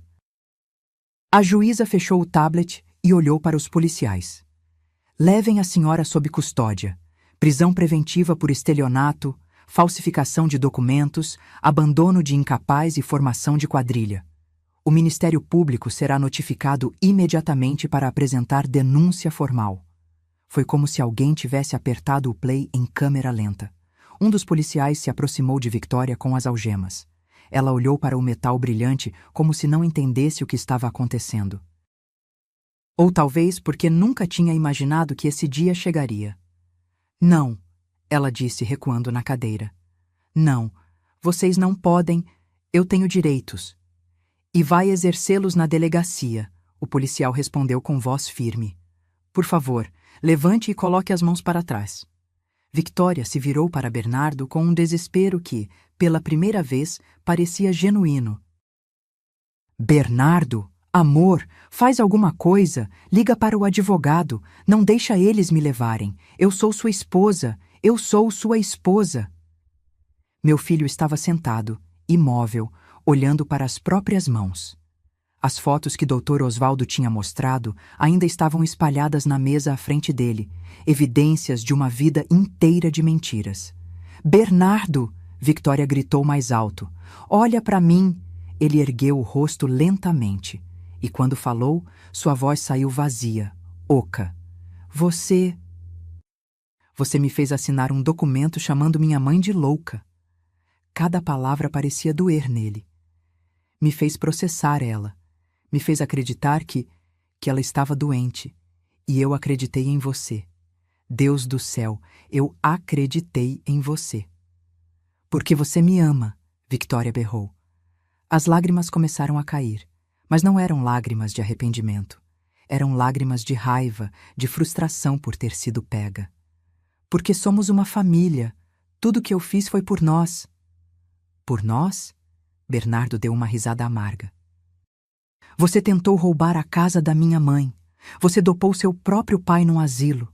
Você se casou 3 vezes antes de mim. 3 vezes. E deixou todos os homens na miséria. Que parte disso foi por nós? Victoria não tinha resposta. Apenas continuava olhando para ele com aquela expressão de quem perdeu o controle da narrativa. O policial não esperou mais. Pegou o braço dela com firmeza e colocou as algemas. O clique do metal fechando ecoou na sala pequena como um portão batendo. Victoria Sampaio Cardoso, a senhora está presa. Tem direito de permanecer em silêncio. Tudo o que disser poderá ser usado contra si. Tem direito a um advogado. Eles começaram a levá-la para fora. Ela resistia, arrastando os pés no chão frio da sala. Vocês vão se arrepender, ela gritou, virando-se para olhar para Dr. Osvaldo e para mim. Eu vou sair e vocês vão pagar por isso, todos vocês. A porta se fechou atrás dela e, de repente, a sala ficou em silêncio. A juíza respirou fundo, tirou os óculos e massageou a ponte do nariz. 40 anos presidindo audiências, ela murmurou, mais para si mesma que para nós. E ainda me surpreendo com a capacidade humana para a crueldade. Ela olhou para mim. Dona Eleonora, todos os processos movidos contra a senhora, interdição, separação familiar, estão imediatamente suspensos e serão arquivados. A senhora terá direito à indenização por danos morais. Minha assessoria entrará em contato. Depois virou-se para Dr. Osvaldo. Senhor Osvaldo, seu processo contra sua filha será combinado com o criminal. O Ministério Público já está informado. A senhora perderá o pátrio poder sobre qualquer decisão sua, obviamente, e os bens apropriados serão restituídos após avaliação. Dr. Osvaldo assentiu, mas não sorriu. Não havia alegria naquilo. Apenas um cansaço profundo de quem lutou tempo demais. E então a juíza olhou para Bernardo, que ainda estava sentado, cabeça baixa, ombros curvados. Senhor Bernardo, o senhor foi vítima de manipulação psicológica sistemática. Isso não apaga o que assinou, os processos que moveu contra sua mãe, mas o tribunal reconhece que foi coagido emocionalmente. Sugiro fortemente que busque acompanhamento psicológico. Bernardo não respondeu. Apenas continuou olhando para o nada. A audiência foi encerrada. As pessoas começaram a sair. Minha advogada apertou minha mão, sussurrou algo sobre finalmente justiça e foi embora com uma pilha de documentos. Dr. Osvaldo se aproximou de mim. Seus olhos estavam marejados. Obrigado, ele disse simplesmente. Se a senhora não tivesse pagado minha passagem hoje... Se o senhor não tivesse me acompanhado até aqui, respondi, eu teria enfrentado isso sozinha e provavelmente teria perdido. Nos abraçamos, dois estranhos que o destino uniu numa manhã chuvosa, agora ligados para sempre por essa batalha. Quando nos separamos, Bernardo ainda estava sentado na mesma cadeira, imóvel. Doutor. Osvaldo olhou para ele, depois para mim, e sussurrou. Vou esperar lá fora. Vocês precisam conversar. Ele saiu, fechando a porta suavemente atrás de si. Fiquei ali, em pé, olhando para meu filho. Meu único filho. O menino que eu carreguei, que amamentei, que ensinei a andar. O homem que tinha assinado papéis me chamando de incapaz. Bernardo. Ele não levantou o rosto. Bernardo, olha para mim. Lentamente, ele ergueu os olhos. Estavam vermelhos, inchados. Ele tinha chorado, ou estava segurando o choro com todas as forças. Eu não sei o que dizer, ele sussurrou. Não sei como. Como eu fui tão cego, como eu deixei ela. Ela era boa no que fazia, eu interrompi. Minha voz estava mais calma do que eu esperava. Ela estudou você. Achou suas vulnerabilidades, sua solidão depois de perder a Juliana, seu desejo de recomeçar, e usou tudo isso. Mas eu assinei aqueles papéis, mãe. Eu te chamei de louca. Eu te abandonei quando você mais precisava. Sentei na cadeira ao lado dele. Peguei sua mão, aquela mão que eu segurei quando ele tinha 5 anos e estava com medo do escuro. Você errou, eu disse. Errou feio. Me machucou de um jeito que vai levar tempo para cicatrizar. Ele soluçou. Mas você é meu filho. E eu não vou fazer com você o que Victoria fez com o pai dela. Eu não vou te abandonar. Bernardo desabou. Colocou a cabeça no meu ombro e chorou como não chorava desde criança. Chorou por tudo que perdeu, por tudo que quase destruiu, pela mulher que ele achava que conhecia, mas que nunca existiu de verdade. E eu apenas segurei ele, porque mesmo depois de tudo, mesmo com todas as cicatrizes, ele ainda era meu filho. E família de verdade não abandona. Família de verdade luta. Família de verdade perdoa. Mas perdoa nos próprios termos. Mas a história não termina aqui. 3 meses depois, tudo tinha mudado. Continue para saber como reconstruímos nossas vidas depois da tempestade. 3 meses depois daquela audiência, minha vida tinha mudado completamente. Mas não do jeito que você imagina. Não foi um final de conto de fadas onde tudo voltou a ser como antes. Porque algumas coisas, quando quebram, não voltam ao formato original. Elas se reconstroem em algo novo, às vezes mais forte, às vezes mais torto, mas sempre diferente. Victoria foi condenada a 6 anos de prisão em regime fechado. Estelionato qualificado, falsificação de documentos públicos, abandono de incapaz e associação criminosa. O cunhado dela, Ricardo Silveira Cardoso, também foi preso. A tal despachante do cartório Borges, que reconheceu minha assinatura falsa, perdeu o registro e respondeu criminalmente. A casa voltou para o meu nome, completamente limpa, sem bloqueios, sem pendências. Aquela sensação de sentar na sala e saber que ninguém podia me tirar dali, não tem preço. Conseguimos recuperar R$ 47.000 que Vitória tinha desviado da minha conta ao longo dos meses. Pequenas transferências que eu nem tinha notado, feitas através de uma procuração falsa que ela tinha usado. O dinheiro voltou. Não era tudo, mas era dignidade de volta. Dr. Osvaldo se tornou um amigo verdadeiro. Ele me ajudou a processar todos os envolvidos no esquema. Revisamos juntos cada documento, cada evidência. Ele tinha uma mente afiada mesmo aos 75 anos. Aquele tipo de inteligência que a idade não apaga. Tomávamos café juntos toda terça-feira de manhã, na padaria do seu Moacir. Ele pedia pão na chapa com manteiga. Eu, café com leite e um pedaço de bolo de cenoura. Falávamos sobre tudo e sobre nada. Sobre os netos que ele nunca conheceu por causa de Victoria, sobre as memórias boas que ainda existiam antes dela envenenar tudo. Sabe o que eu aprendi, Eleonora? Ele me disse numa dessas manhãs, mexendo o açúcar no café. Perdoar não significa esquecer, e não significa aceitar. Significa apenas soltar o veneno antes que ele te mate por dentro. Eu pensava muito nisso, especialmente quando Bernardo apareceu na minha porta, 2 semanas depois da prisão de Victoria.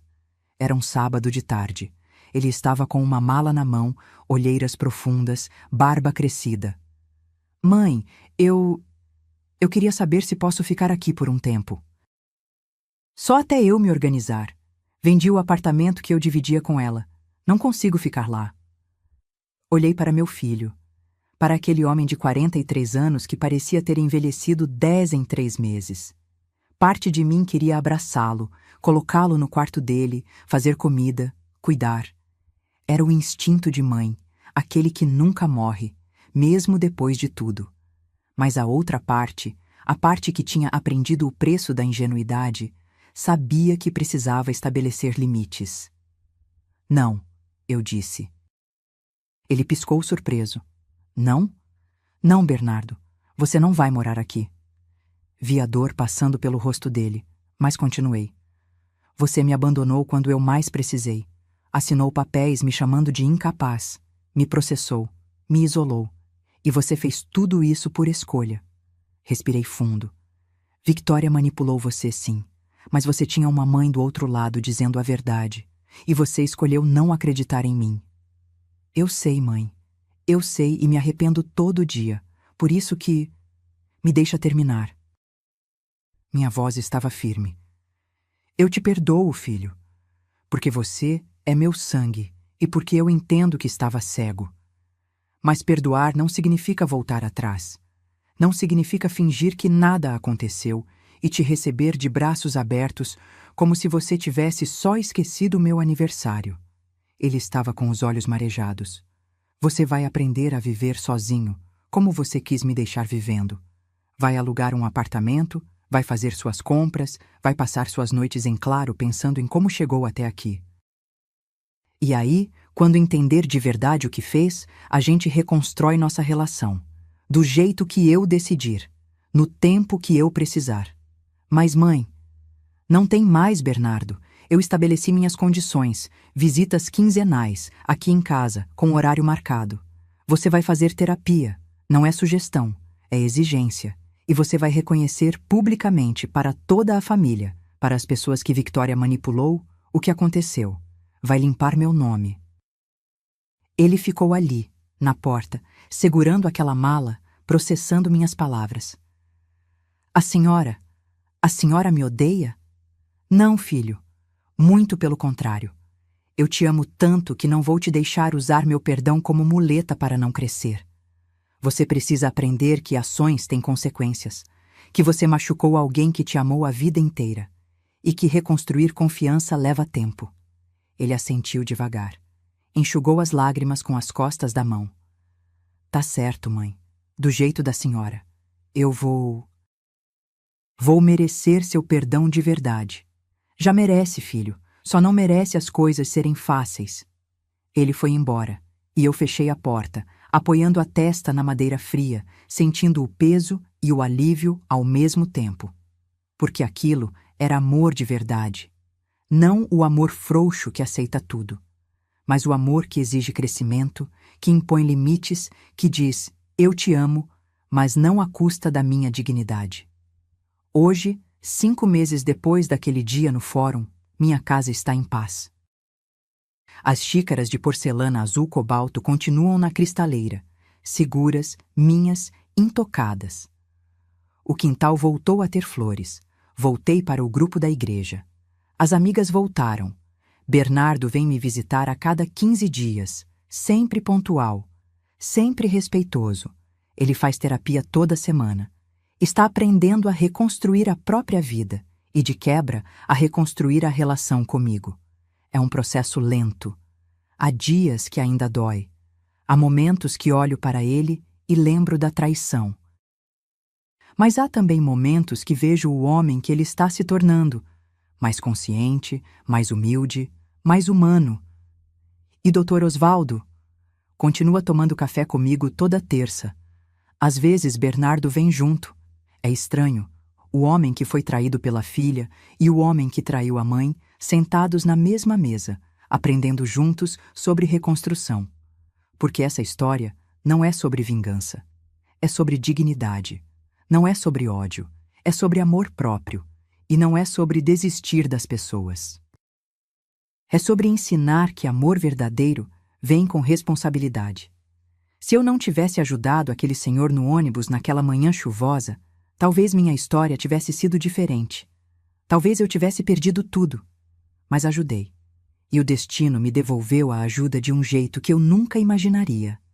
Às vezes, um gesto simples de bondade pode mudar não apenas a vida de quem recebe, mas principalmente a de quem dá.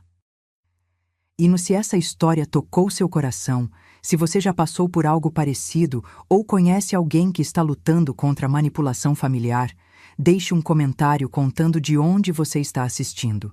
Sua história importa. Dê seu like se você acredita que dignidade não tem preço e que perdão verdadeiro vem com limites saudáveis. E se inscreva no canal para continuar acompanhando relatos reais de pessoas que, como eu, aprenderam que a maior força não está em nunca cair, mas em decidir se levantar do seu jeito, no seu tempo e com a cabeça erguida.